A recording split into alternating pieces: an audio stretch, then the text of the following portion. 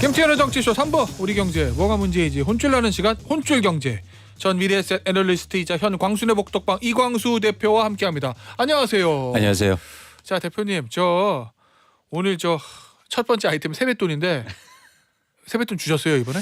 그럼요. 얼마 주셨어요? 이게 이번엔 유난히 내적 갈등이 생기더라고요. 그래서 봉투에서 여러 번 넣었다 뺐다 했는데요. 네. 저는 조카들이 지금 대학생이어서 대학생한테는 세뱃돈 안 주는 법을 만들었으면 좋겠다 이 얘기하고 싶은 것인 거 아니에요 혹시? 맞습니다. 근데 이제 오래간만에 봐서 제가 이번에 용기 내서 예. 10만 원씩 줬습니다. 아유 잘하셨네. 네, 예. 네. 예전에는요. 네. 이 세뱃돈 저 초등학교 때 10,000원 받으면 진짜 너무 막 행복한 거잖아요. 그냥 그렇죠. 우리 배춧잎이라고 막 표현하고 막 10,000원짜리 잘 세종대왕- 못 봤으니까. 네, 세종대왕을 아련했다 뭐 이건데 네. 지금은 이제 5만 원짜리도 나왔단 말이에요. 네. 저 설 연휴 때 이 기사 보고 이걸 웃어야 될지 울어야 될지 어쨌든 좀 빵 터졌는데 약간 충격도 받았어요 사실. 세뱃돈으로 3만 원을 받은 초등학교 5학년 조카가 이모에게 네. 이거 가지고 뭐해요? 라고 말을 했다는. 근데 난 이게 어떻게 그 기자분님한테 알려져가지고 기사가 됐는지 일단 궁금한데 네. 어쨌든 그런 일이 있었다는 거거든요. 네. 3만 원. 근데 중요한 게 요즘 물가가 너무 올라서 네. 이게 물가는 누구나 이제 공통된 상황이잖아요. 네. 그러니까 예를 들어서 김밥이 2,000원에서 3,000원 50% 네. 올랐고 영화를 보러 가더라도 15,000원이거든요. 네. 주말에는. 그러다 보니까 사실은 이게 3만 원 정도 받으면 초등학생들도 이제 감각이 생긴 거죠. 할 거 많은데 3만 원이면 그래도. 쉽지 않습니다. 그 오늘 그래요? 기사를 보니까 네. 초등학생들이 세뱃돈 받아서 가장 먼저 한 게 문구류를 산 거래요. 뭘 그래 사잖아 3만 원. 근데 문구류를 사긴 하는데 문구류도 좋은 것들은 요즘 굉장히 비싸서. 네. 아니 지금 유튜브로 뚜벅이님께서 세뱃돈 3만 원이 뭐예요? 조카의 말에 화난 이모가 도로 빼앗았다는 기사 봤는데 이게 돈의 가치가 없어진 건지 초등학생들이 돈에 대한 개념이 높아진 건지. 둘 다라고 생각합니다. 돈에 대한 그 개념도 높아졌고 네. 또 하나 물가가 오르다 보니까 예. 사실 그 돈 돈으로 할 가치가 수 좀 있는 떨어졌다? 그렇죠. 많이 떨어졌죠. 아니 그러니까 저희 어릴 때 3만 원과 지금 3만 원 차가 있는 건 맞는데 예. 그래도 초등학생이 3만 원 가지고 이거 일로 뭐예요 할 정도로 물가가 많이 올랐다 이런 얘기예요? 뿐만 아니라 저는 개념이 높아진 것도 좀 생각해 볼 필요가 있는데 네. 우리나라 국민소득이 올라갔잖아요. 그러다 보니까 소비의 규모가 커지고 아이들도 그에 따라서 씀씀이가 좀 커진 거죠. 알겠습니다. 자 그런데 최근에 이 설 물가와 관련해 가지고 요거는 이제 사실 좀 우스갯소리처럼 나온 기사고 네. 그 전부터 있었던 얘기가 과일값 너무 많이 올랐다. 네. 예. 보니까 제수용 사과 한 개가 9,900원. 야 이거는 10,000원 넘는 건데 예. 일단 100원 깎은 거다 딱 느낌이 9,900원. 그리고 조금 더 좋은 것들은 뭐 12,000원, 13,000원 되더라고요. 아니 그래서 제수용 사과가 사실 좀 일반 사과보다 좀 크긴 해요. 그렇습니다. 그리고 비싸긴 한데 그렇습니다. 그래도 10,000원이 넘는다고요 사과가? 그렇죠. 그래서 하나를? 사과배 가격만 네. 보면 지난해보다 40~50%가 상승한 규모고요. 그러다 보니까 이런 신선 상품들의 가격이 오르다 보니까 올해 설 차례상 비용이 4년 전과 비교해서 28% 상승했습니다. 그럼 1년 내에 평균적으로 7%씩 오른 건데. 그렇습니다. 그래서 2020년에는 설 차례 비용을 대형마트 기준으로 해서 30만 원 정도 들었다고 해요. 그런데 올해는 38만 원. 그러니까 거의 30% 상승한 거죠. 아니 왜 이렇게 오르는 거예요? 일단 가장 그 말씀드린 것처럼 특히 이제 차례상에는 이런 신선 제품들 많이 들어가잖아요. 과일. 근데 요즘 과일의 작황이 굉장히 안 좋습니다. 그러다 보니까 좋은 제품들이 상대적으로 가격 상승세가 굉장히 컸고요. 네. 또 하나 전반적으로 물가가 오르다 보니까 네. 쉽게 말해서 과일을 생산하고 신선 제품 생산하는데 비용이 많이 들어가는 거예요. 고기도 그렇습니다. 올랐을 거고. 그렇습니다. 그렇구나. 네. 자 그런데요. 이게 그러면 보니까 소비자들 물가 많이 올랐다 이렇게 지금 느끼는 거냐면 당장 사과 한 알이 10,000원이 넘고 그렇죠. 말씀하신 대로 제수 마련하고 사례상 차리는 비용들이 4년 네. 전보다 28% 올라갔으면 네. 실제로 체감하는 것도 너무 많이 올랐다고 느끼는 거잖아요. 그렇습니다. 그런데 이건 뭐예요? 실제 소비자 물가 상승률은 내려간다? 그렇습니다. 1월 소비자 물가 동향 통계청에서 발표한 동향 지수에 따르면 소비자 물가 지수가 지난해 같은 달보다 2.8% 올랐습니다. 그래서 오르긴 했는데 사실 3% 미만대를 기록한 건 6개월 만에 처음이고요. 그러다 보니까 점차적으로 이제 물가 지수는 떨어지고 있는 그런 모양새를 보이고 있습니다. 네. 그러면 이게 항상 그런 얘기 나오잖아요. 정부의 통계 발표하고 네. 국민들이 느끼는 체감 경기, 체감 물가는 좀 다르다라는 얘기들 많이 하거든요. 네. 그거의 일환인 거예요? 그렇죠. 봐야 돼요? 그러니까 두 가지 이유인데요. 첫 번째는 뭐냐면 자주 접하는 생활 물가는 떨어지지 않고 있어요. 아까처럼 뭐 과일이라든가 이런 신선식품들. 그런데 자주 사지 않는 제품들 대표적으로 최근에 이제 하락하고 있는 건 상대적으로 이제 좀 상승률이 둔화되고 있는 건 석유류 같은 거. 네. 네. 그러다 보니까 사실은 물가는 너무 생활체감 물가는 너무 이렇게 높아지는데 네. 상대적으로 이 지수는 좀 떨어지고 있는 상황이죠. 상승률이. 상승률 자체는. 네, 그렇습니다. 그 통계가 현실을 반영 못한다고 봐야 되는 거예요, 그러면? 그러니까 체감을 반영 못한다. 네. 그러니까 일반 대중들이 느끼는 물가의 체감을 지수가 정확하게 반영하지 못하고 있는 그런 상황이죠. 그 말씀하신 대로 지금 그 수치 얘기할 때 석유를 말씀하셨잖아요. 네. 그럼 이제 기름값은 좀 내린다는 얘기인데, 네. 그런데 얼마 전까지만 해도 기름값이 계속 저는 내렸던 거를 항상 기름을 이제 네. 주유를 하니까 네. 하락세였는데 네. 최근에는 좀 오르는 것 같더라고요. 그렇습니다. 그 지난해 10월 둘째 주부터 16주 연속으로 휘발유 가격이 계속 하락하다가요. 맞아요. 네. 그러다가 지난달 1월에 다섯째 주에 17주 만에 다시 오름세로 전환됐습니다. 그래서 중동에서 좀 분쟁이라든가 이런 네. 문제가 좀 불거지면서 국제 유가가 상승하고 있고요. 그에 따라서 한국의 그런 휘발유 가격이라든지 뭐 이런 경유라든지 이런 가격이 다시 상승하고 있어서 좀 우려가 좀 있는 거죠. 그렇죠. 이거 당장 몸에 좀 피부에 다가오는 거니까. 그렇습니다. 운전하시는 분도 워낙 많고 저만 해도 그러니까. 네. 그런데 이제 최근에 얼마 전부터인가요? 아마 우크라이나 전쟁 터지고 나서인 것 같아요. 유류세 인하 조치 계속 연장해 줬잖아요. 그렇죠, 그렇죠. 근데 원래는 이번 달 안에 끝난다면서요? 29일 날 종료되는데요. 네. 사실 연장될 가능성이 좀 높아 보입니다. 지금 물가에 대해서 너무 뭐랄까 국민의 감정이라든가 아니면 네. 또 불안의식이 좀 크기 때문에 네. 사실 유류세를 지금 인상하기는 다시 이제 회복하기는 좀 어려워 보이고요. 그래서 이러한 인하 조치가 계속 연장되지 않을까. 이번에 연장되면 8번째 연장입니다. 8번째 연장이다. 그러면은 세수 부족의 문제를 감수하고서라도 이 주유소에서 이 주유하는 이 가격이 올라가면 안 되니까 그렇죠. 유류세 인하 조치는 계속될 거다. 그렇습니다. 알겠습니다. 자, 그런데요. 지금 소비자 물가 지수는 어쨌든 2%대로 내려온 거잖아요. 네. 숫자 자체는. 네. 이건 뭐 그래도 긍정적인 신호로 봐야 되나요? 그렇죠. 계속 3%대를 넘고 있다가 2%대로 내려온 건 긍정적인데 이게 이제 두 가지 측면에서 저희가 고려할 게 있다는 거죠. 첫 번째는 뭐냐면 지속 가능한 건가. 그러니까 2%대에서 계속 이제 떨어질 수 있느냐는 거고 두 번째는 뭐냐면 이게 물가가 떨어진다는 의미는 아니에요. 절대 가격은 계속 오른다는 거잖아요. 그렇죠. 그런 차원에서 상승률이 둔화되는 거지 그렇죠. 하락한다는 얘기는 그렇죠. 아니니까 덜 오른다. 그렇죠. 그래서 오르길 오른다. 그렇죠. 네. 그래서 저희가 통계 지표를 한번 보면 물가 상승률이 떨어지는 거지 네. 사람들이 체감하는 가격이 떨어지는 건 아니거든요. 그렇지. 그런 차원에서 저희가 진지하게 고민해야 될 게 뭐냐면 네. 그만큼 임금은 오르고 있느냐. 임금이 더 오르면 물가가 올라도 상관없죠. 상관없죠. 그래서 이제 경기가 활성화되는 거예요. 왜냐하면 그러면 소비도 증가하는 거니까. 근데 올해 최저임금 상승률이 2.5%거든요. 그런 차원에서는 사실은 이 물가가 2.5% 밑으로 떨어져야 사람들의 실질 임금이 올라가기 때문에 그런 측면에서 사실은 임금에 대한 고려가 좀 있어야 되는데 이게 바로 어떤 경제가 선순환하는 구조거든요. 네. 물가가 물가가 오른 다음에 임금도 올라줘서 네. 그만큼 더 올라줘서 소비도 증가하고 그만큼 또 경제도 성장하는 그런 원리가 있는 거죠. 네. 자, 그런데요.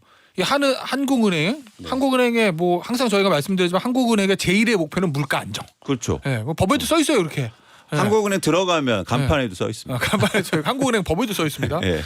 이제 소비자 물가가 2%대로 정착되기까지 1년이 걸릴 거다. 뭐 이런 얘기 나왔다고 하는데 네. 그 정도로 2%선에서 막는 게 중요한 건가요? 일단 목표 물가 수준이 목표? 그 정도니까 네. 일단 2% 정도면 안정됐다고 보는 거고 네. 그런데 이게 그러니까 목표한다고 특히 한국 같은 우리나라 같은 경우에 달성되기 어려운 부분이 아까도 이제 저희가 유가 얘기했지만 우리가 할 수 있는 게 아니니까. 그렇습니다. 그러니까 대외 경제 변수가 되게 크다는 거죠. 그런 측면에서 항상 변동성에 대해서 좀 우려가 좀 있습니다. 수입 물가가 올라버리면 또 환율이 또 네, 결정되고 환율이 오를수록 네. 수입 물가가 오르니까. 네. 네. 자, 결국 이제 물가라는 게 지금 글로벌 경제가 하나로 돌아가기 때문에 유가도 그렇고 외국 상황도 좀 봐야 되잖아요. 미국에서 지금 계속 고금리 기조는 계속된다. 뭐 이런 얘기가 나왔는데 파월 의장 이렇게 얘기했다고 해요. 3월 금리 인하 기대는 줄여야 된다. 네. 근데 그동안 야 금리 인하될 거야 올해 이런 예상도 있었잖아요. 엄청 안 한다는 높았죠. 거예요, 그럼?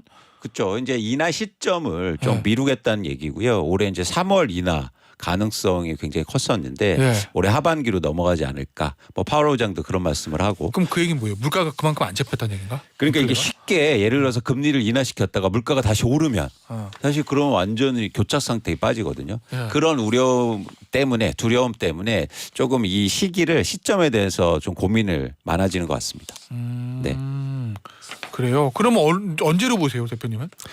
저는 하반기 때로 보고 있어요. 그러니까 쉽게 이렇게 금리 인하가 뭐 시장의 생각처럼 그렇게 빠르게 인하되기는 좀 어렵지 않느냐 보고 있습니다.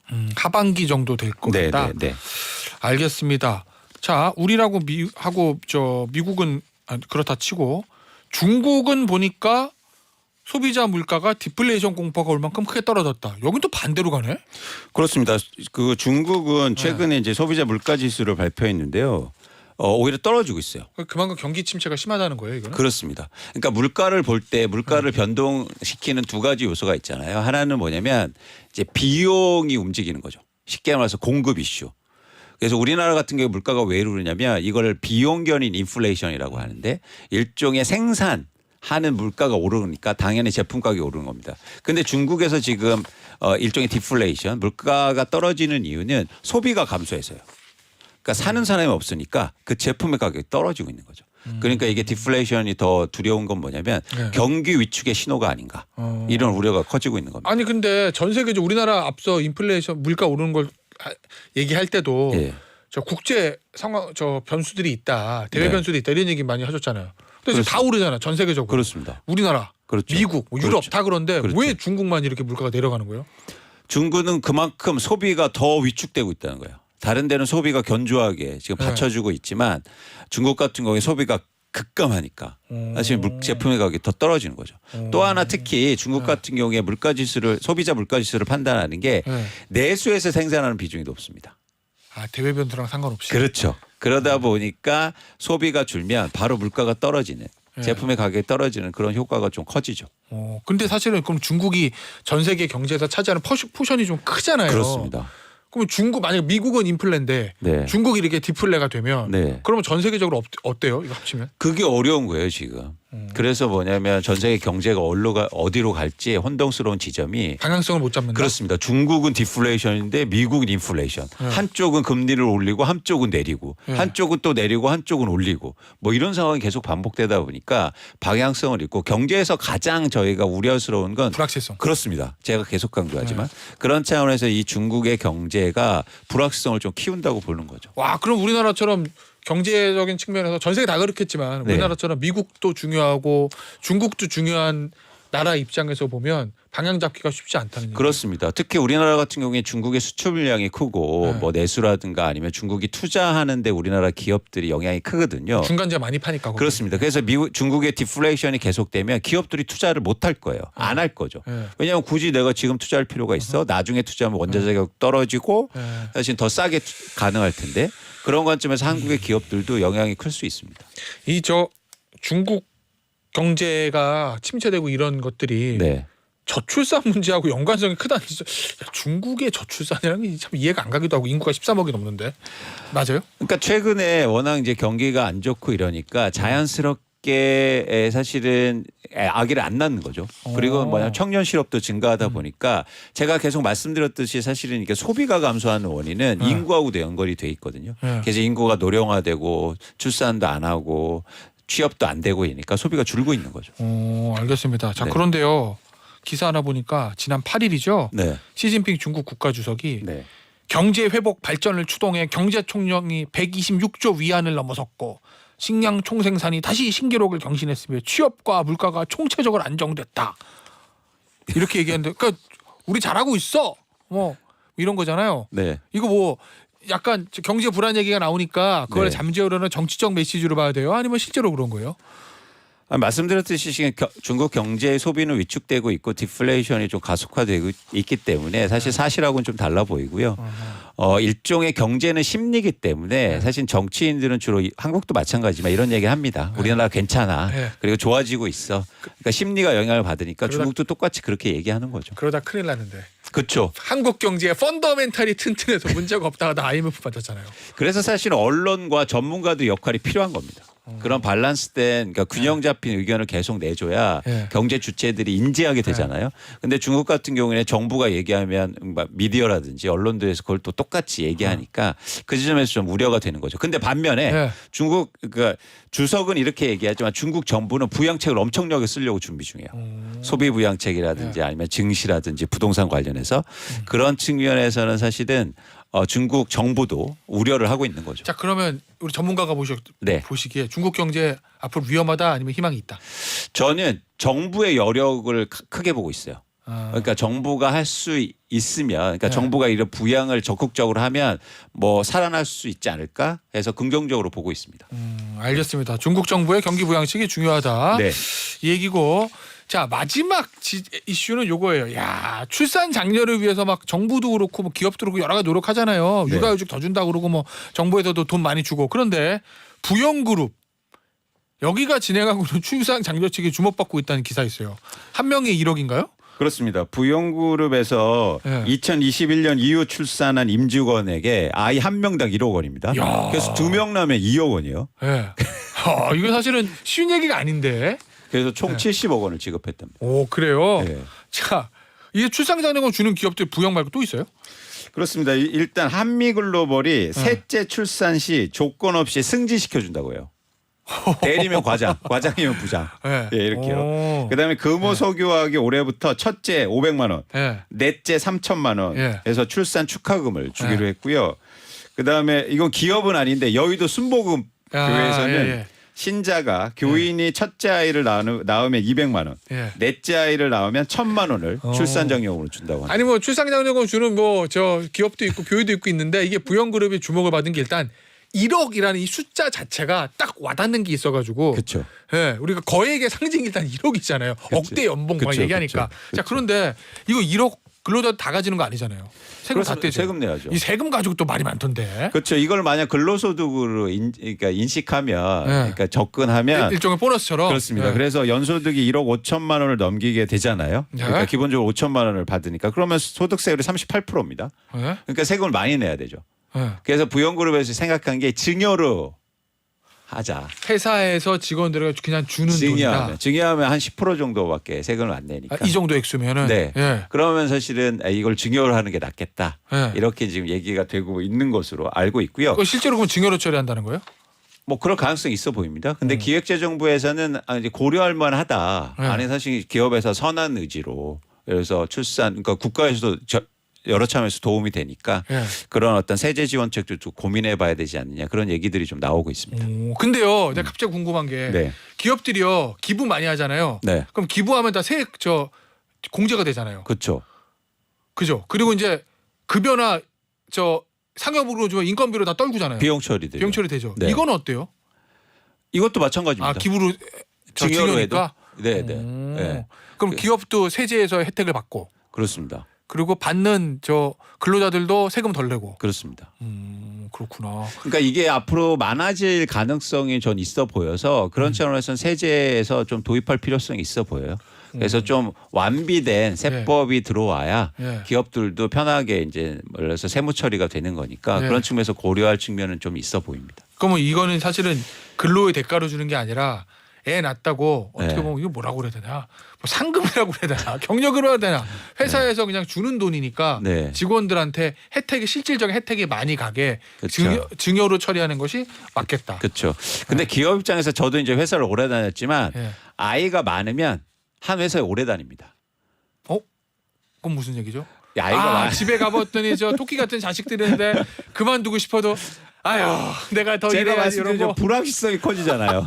불확실성이 커지면 네. 한 회사에 오래 다니죠. 예. 네, 쉽지 않습니다. 아, 이거 그럼 회장님의 큰 그림인가요? 그럴 수 있습니다. 근데 어쨌든 저는 사실 대단하다는 생각 들어요. 아무리 저 회사 입장에서 이 돈이 예를 들어서 뭐 저 세제 혜택을 받을 수 있는 저 비용 공제가 되는 거라고 하더라도 그래도 야, 직원들 애 낳았다고 1억씩 주고 총 70억 쏘는 게 이게 쉬운 게 아닌데. 그렇죠. 근데 부연그룹은 좀 노력할 필요가 있어요. 개인적인 생각에서는. 그냥 그동안 탈세라든가 그런 게 있기 때문에. 그런 게 있었었나? 그럼요. 그렇죠. 그럼요.